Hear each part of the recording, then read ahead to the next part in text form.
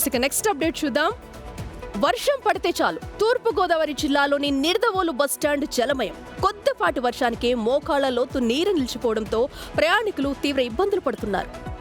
బస్సులు బస్టాండ్ బయట ఆపాల్సిన సిచ్యుయేషన్ కనిపిస్తోంది. అధికారులు తాత్కాలిక మోటార్లతో నీటిని తొలగిస్తున్నారు అంటే అక్కడ సిచ్యుయేషన్ ఏ విధంగా ఉందో మనం అర్థం చేసుకోవచ్చు.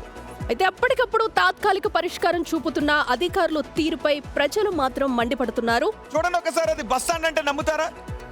మొన్న మనం చూసాం నర్సయ్య తాత ఒక చోటకి వెళ్ళి ఇది రోడ్డా చేపల చెరువు అని కూడా చేసి వచ్చారు. ఇప్పుడు మీరు అది చూస్తుంటే బిగ్ టీవీ స్క్రీన్ పైన అది ఏదైనా చేపల చెరువు రొయ్యల చెరువులా కనిపిస్తుందా, లేదు అంటే బస్ స్టాండ్ లా కనిపిస్తుందా? ప్రయాణికులు ఎవరైనా చూడండి, అదిగో ఆ వ్యక్తి నీటిలో దిగి బస్ ఎక్కాల్సిన దుస్థితి కనిపిస్తోంది. అంటే నిత్యం వందల మంది వేల మంది ప్రయాణాలు చేస్తూ ఉంటారు ఆర్టీసీ బస్ స్టాండ్ కి వచ్చేసి. చాలా మంది వృద్ధులు చిన్నపిల్లలు కూడా వస్తూ ఉంటారు.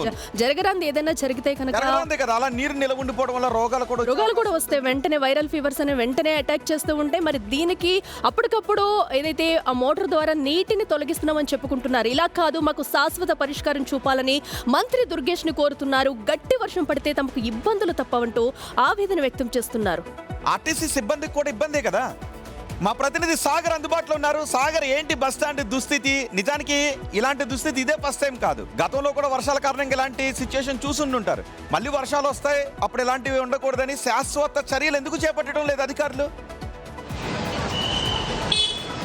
గుడ్ ఆఫ్టర్నూన్ రోహిత్, అఖిల. ఇప్పుడు ఇదే ప్రశ్న అడుగుతున్నారు నిడదవోలు ప్రజలందరూ. నిడదవోలు మున్సిపాలిటీ మొన్నే ఈ 100 సంవత్సరాలది కూడా చేసుకుంది. అలాంటి పరిస్థితుల్లో ఇంకా ఎన్ని బస్ స్టాండ్లు బాగుపడ్డాయి? నిడదవోలు బస్ స్టాండ్ ఇంకా అట్లనే ఉంది. ఒకసారి డిపో క్యాన్సిల్ చేశారు, మరలా అక్కడ ప్రజల ఒత్తిడితో వామపక్షాలు రాజకీయ పార్టీలు తెచ్చారు. మంత్రి గారు ఉన్నారు అక్కడ, కందులు దుర్గేష్ మంత్రిగా ఉన్నారు, టూరిజం మినిస్టర్గా ఉన్నారు. ఆయన అనుకుంటే నిమిషాల్లో పని అయిపోద్ది. మీరు చూసారు ఇప్పుడు చేపల చెరువు లాగా చూడండి, చిన్న చిన్న పిల్లల్ని వేసుకుని వృద్ధులు అసలు నడిసి అక్కడ బస్సులు ఎక్కే పరిస్థితి అవుతుందా? ఇప్పుడు కాదు, వాన పడితే నిడదవోలు బస్ స్టాండ్ అంతే, బస్ స్టాండ్కి వెళ్ళక్కర్లేదంతే. బస్సులు కూడా మీకు రోడ్డు మీద దింపేసి వెళ్ళిపోతుంటాయి. మరి ఎంతో గొప్ప చేసామని చెప్తారు, లేకపోతే చాలా డెవలప్మెంట్ చేస్తున్నాం, బస్ స్టాండ్ బాగు చేయండి మహాప్రభు అన్నారు. మంత్రి గారు దయచేసి బస్సు ఎక్కండి అంటున్నారు. ఎండగా ఉన్నప్పుడు ఆయన ఒక 4 రోజుల క్రితమే విజయవాడకి బస్సు ప్రారంభించారు, అప్పుడు బాగానే ఉంది. ఇప్పుడు వాన పడినప్పుడు రమ్మని అడుగుతున్నారు నిడదవోలు ప్రజలంతా కూడా, చుట్టుపక్కల ప్రజలు. అసలు మంత్రి గారు అక్కడికి వస్తారా? మంత్రి దుర్గేష్ అక్కడికి వచ్చి చూస్తారా? మంత్రి దుర్గేష్ గారు వచ్చినప్పుడు ఎండ ఉంటుంది, అప్పుడు వస్తారు, బస్సులు ప్రారంభిస్తారు, వెళ్ళిపోతారు. సమస్యలు 2.5 సంవత్సరాలు అయిపోతుంది. నిడదవోలు బస్ స్టాండ్ అప్పట్లో ఒక హామీగా ఉంది, ఎన్నికల హామీగా ఉంది. ఎన్నో బస్ స్టాండ్లు రైల్వే స్టేషన్లు బాగు చేస్తున్నారు. కనీసం నిడదవోలు బస్ స్టాండ్ అసలు ఆ గోతిలో దిగి వెళ్ళే పరిస్థితేనా? పిల్లల్ని ఎవరైనా నడిపించగలరా? ఒక పక్క సామాను మోయాలి, పిల్లల్ని మోయాలి, వృద్ధులు నడిసే చేతికర్రలతో నడిసే అవకాశం ఉందా? పేదలు బడుగు బలిగైన వర్గాలు వెళ్తారు బస్సుల్లో. ఎవరు?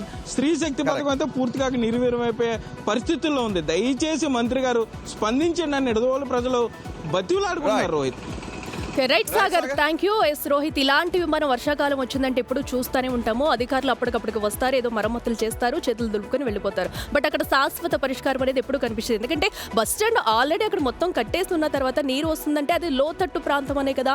అయినా కూడా డెఫినెట్గా అక్కడ ఎలాంటి చర్యలు తీసుకోవట్లేదు. ఇప్పుడు గతంలో కురిసిన వర్షాలకి బస్ స్టాండ్ ఇలాంటి పరిస్థితి ఉంది. మళ్ళీ వర్షాలు కురిస్తాయని అప్పుడే శాశ్వత చేస్తుంటే మళ్ళీ మరొకసారి ఇలాంటి సిచ్యువేషన్ వచ్చేది కాదు. సో ఇప్పటికైనా అటు కందలు దుర్గేష్ అయితే అక్కడికి రావాలని ప్రజలు కూడా కోరుకుంటున్నారు. మా సమస్య మంత్రి గారు ఒకసారి ఆ బస్ స్టాండ్ నిడదవోలు బస్ స్టాండ్కి వెళ్ళి చూడండి.